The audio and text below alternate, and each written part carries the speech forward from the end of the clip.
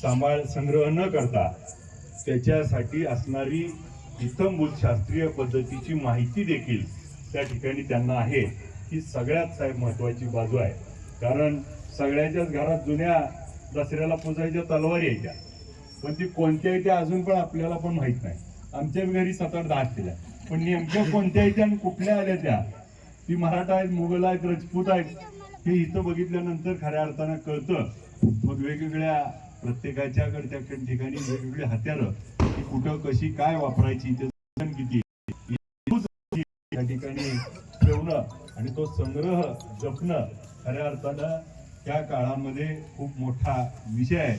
आज एका बाजूला जागतिक परिस्थिती जर बघितली, एक देश दुसऱ्यावरती, दुसरा देश तिसऱ्यावरती, आणि जणू काही तिसरं महायुद्ध पेटण्याची स्थिती आज जगभर असताना आज आपल्याला आपली युद्धनीती, मग आपल्याला गनिमी कावा असेल, महाराजांचा विचार असेल, आणि ज्या वेळी या जगावरती संकट आलं आणि ज्या संकटावरती मात केलेल्या प्रत्येकाचा आदर्श छत्रपती शिवाजी महाराज होते.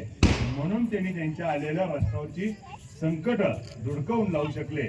म्हणून खऱ्या अर्थानं छत्रपती शिवाजी महाराज हे जगाला कळले, परंतु आम्ही अजून त्या ठिकाणी तेवढं कळवून घेतलं नाही किंवा आपण त्या ठिकाणी कमी पडतोय. आणि खऱ्या अर्थानं या माध्यमातून राजू सर आज त्या ठिकाणी सगळ्या विद्यार्थ्यांना, पुढच्या पिढीला, आज सरकमकरांना त्या ठिकाणी या परिसराला त्या ठिकाणी युद्धकलाच नव्हे तर महाराजांचा इतिहास असेल. इतिहासच फक्त न दाखवता शस्त्रच न दाखवता त्या ठिकाणी नाणी दाखवली, त्या ठिकाणी चलनं दाखवली. भविष्यातला आत्ताच मी दादांना म्हणलं, त्या ठिकाणी त्या नाण्यामध्ये साहेब 5 पैशाचं त्या ठिकाणी नाणं होतं. ती 5 पैशाचं नाणं आठवल्यावर मला आठवलं, ती 5 पैसे दिल्यावर खिसा भरून पेपरमेटच्या गोळ्या यायच्या आम्हाला लहान असताना. ती आठवण उजाळा झाली. खऱ्या अर्थानं ह्या आठवणींना उजाळा देण्याचं आणि त्या ठिकाणी काम त्या माध्यमातून होतंय. राष्ट्रमाता राजमाता जिजाऊमासाहेब छत्रपती शिवाजी महाराज, छत्रपती संभाजी महाराज या सर्वांना त्या ठिकाणी अनुभवायचं काम या आखाड्याच्या माध्यमातून घडतंय. आणि खऱ्या अर्थानं त्या अमृता दिदीनं तर आम्हाला सुद्धा म्हणजे त्या दिदीकडे बघितल्यावर असं काय अंगावर काटा आला, आता काय खरं नाही. ही इतकी लवचिकता आणि त्याची प्रॅक्टिस तेवढ्या लेवलची. आणि करकम सारख्या पंढरपूर तालुक्यातल्या ग्रामीण भागात नॅशनल प्लेअर तयार करण्याचं काम त्या आखाडा आणि राजू सराच्या माध्यमातून होतंय. हे अत्यंत कौतुकास्पद आणि अभिमानाची माझ्यासारख्या कार्यकर्त्याला गोष्ट आहे की माझ्या तालुक्यामध्ये ग्रामीण भागामध्ये नॅशनलचे प्लेअर आज त्या ठिकाणी तयार होत आहेत आणि त्याला त्या ठिकाणी सहकार्य करणं आज आपल्याला अपेक्षित आहे. मी या निमित्तानं आता आम्ही बोलता लक्षात आलं की एकतर जागा आपण काहीतरी भाड्यावरती घेतलेली आहे, मोफत आपण दिली आहे. आज त्या ठिकाणी जागा वापरत असताना आज त्या ठिकाणी आपल्याला अजून कशाची गरज आहे, परंतु मी एक करू शकतो ते हातात आहे ती सांगतो. तुम्हाला जमलं तर स्वीकारा. आपल्या विठ्ठल कारखाना रस्त्यालाच आहे. कारखान्यावर 400 एकर जागा आहे. त्यामुळं तुम्हाला जर त्या ठिकाणी काय करायचं असेल, नवीन शाळा आणि जुनी शाळा, आता वरचा दादा मजला आपण त्या ठिकाणी केला आणि त्या ठिकाणी वेगवेगळं करतोय. जुनी शाळा असेल, मैदान असतील, त्या ठिकाणी खूप मोठी आपल्याकडे जागा आहे. त्या मुलांना जसं तुम्ही करताय तसंच भविष्यामध्ये जर आपल्याला एखादी अकॅडमीच काढता आली आणि त्याच्यामध्ये आम्हाला कोणालाही कसलीही त्या ठिकाणी आर्थिक किंवा आम्हाला कोणाला त्याची गरज नाही, तुम्हाला जी पाहिजे ती सगळ्या अंगानं मदत करू, जेणेकरून हा तालुकाभर त्या ठिकाणी प्रश्न त्या ठिकाणी मुलांना त्या ठिकाणी सोडवता आला पाहिजे. आणि वेगवेगळ्या भागातली निवासी असतील, अनिवासी असतील, त्यांना लागणारं मैदान आता आपण 400 मीटर सिंथेटिक ट्रॅक त्या ठिकाणी कारखान्यावर केलाय. त्यामुळं त्या निमित्तानं ओपन जिम केली आहे. आता त्या ठिकाणी नवीन आम्ही पण संकल्पना करतोय. आपल्याला त्या निमित्तानं आमंत्रण देतो की आपण भविष्यामध्ये तो देखील विचार करावा आणि हे स्वप्नातलं आपलं गुरुकुल वास्तू त्या ठिकाणी आपण करू शकतो, साकारू शकतो.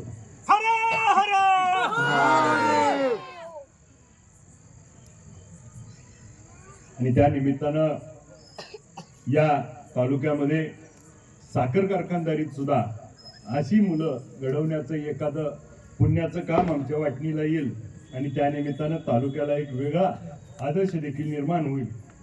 या निमित्तानं आपल्याला आमंत्रण देतो, आपण यावं। हे करत असताना त्या जिद्दीचं कौतुक करावं तेवढं थोडं आहे। आपली युद्धकला, शस्त्रकला आणि छत्रपती शिवाजी महाराजांचा हर हर महादेव जागर हा जो तुम्ही करताय, खऱ्या अर्थानं ऊर्जा देतोय। ज्यावेळेस तुम्ही हर हर महादेव म्हणून ज्या आत्मीयतेनं आतून जी घोषणा देताय, खऱ्या अर्थानं अंगावरती काटा येतोय। आणि मग आपल्याला अशा कुठेतरी गेल्यानंतरच हे सगळ्या गोष्टी संस्काराच्या आपल्या जुन्या सर्व कानावरती पडतात।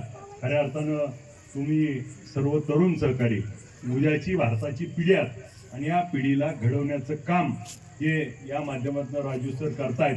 त्यांचाच आदर्श घेऊन त्या ठिकाणी जाधववाडीला देखील सीताराम आणि त्यांचं मंडळ त्या ठिकाणी काम करतंय। खऱ्या अर्थानं हे गावगाव तालुकाभर त्या ठिकाणी करण्यासारखं काम आहे। भविष्यात मुलांना धाडस आणि भविष्यामध्ये आपल्याला शरीराला व्यायाम, आता त्यांनी काय काय करणार, योगासनं, त्याचे फायदे काय, या सगळ्या गोष्टी त्या ठिकाणी पटवून सांगितल्या आणि त्याचा त्यांचा अभ्यास हा गाडा आहे।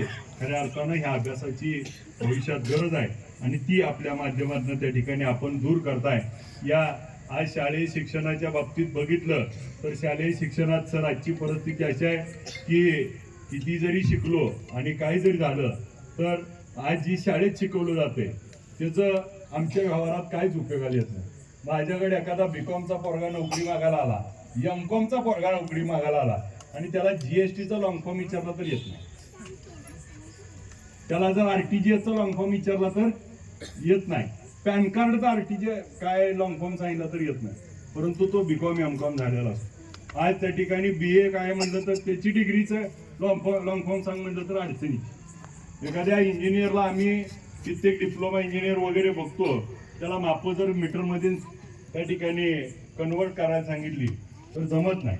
परंतु मला या निमित्ताने एवढंच सांगायचं की फक्त शाळा शिकून एखादी डिग्री घेऊन आयुष्यात यशस्वी होता येतं का, तर मला तर वाटत नाही।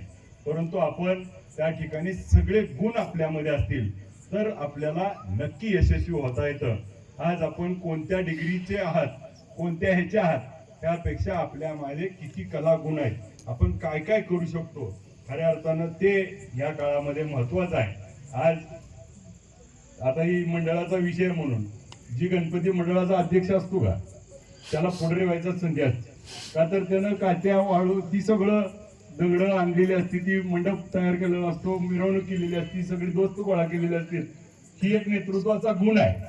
तसं ह्या लहान वयामध्ये ज्यावेळेस ही मुलं त्या ठिकाणी एवढी मोठी कला करतायत, त्यामुळं ह्या मुलांना साहेब पोलीस भरतीमध्ये, आर्मीमध्ये वेगवेगळे कला शिक्षक असतील, क्रीडा शिक्षक असतील, त्यामध्ये खूप मोठी संधी येणाऱ्या काळात येणार आहे। खऱ्या अर्थानं या भागामध्ये हे खूप असं उत्कृष्ट या संकुल होणार आहे, याच्यासाठी खूप खूप शुभेच्छा देतो। आपण जो काय त्या मुलांवरती संस्कार करताय हा संस्कार खूप महत्वाचा आहे। मला तर या निमित्तानं असं वाटतंय की सरकारनं आपल्या अभ्यासक्रमात देखील हा एक दिवसाचा विषय घेणं गरजेचं आहे की किती मुलांना व्यायामाची, योगासनाची आणि ह्या भविष्यातल्या सगळ्या शस्त्रास्त्राची आपल्याला ओळख निर्माण होण्यासाठी खऱ्या अर्थानं भविष्यात ह्याच्यावर देखील काम करण्यासारखा विषय। आज या निमित्तानं अधिकीचा वेळ न घेता मला सगळ्याच्या आधी बोलायची मी विनंती केली, अजून 20 आरती आहे त्या मला मंगळवाड्यात जाऊन, त्यामुळे मी त्या ठिकाणी आपल्या अधिकीचा वेळ घेत नाही। मला या कार्यक्रमाला बोलवलं, माझ्या हस्ते पूजा केली आणि मला हे शस्त्र प्रदर्शन पाहण्याची, त्या अमृता दिदीचा योग बघण्याची त्या ठिकाणी संधी उपलब्ध करून दिल्याबद्दल त्या मंडळाचे आभार मानतो। उद्या असलेल्या दसऱ्याच्या आपल्याला सगळ्यांना खूप खूप शुभेच्छा देतो। येणारा काळ आपल्याला सुख समृद्धी आणि भरभराटीचा जाओ, आई जगदंबेचा आशीर्वाद सगळ्यावरती राहो एवढं बोलतो आणि मी आपल्या सगळ्याची माफी मागून रजा घेतो। जय हिंद, जय महाराष्ट्र। छत्रपती श्री शिवाजी महाराज की जय।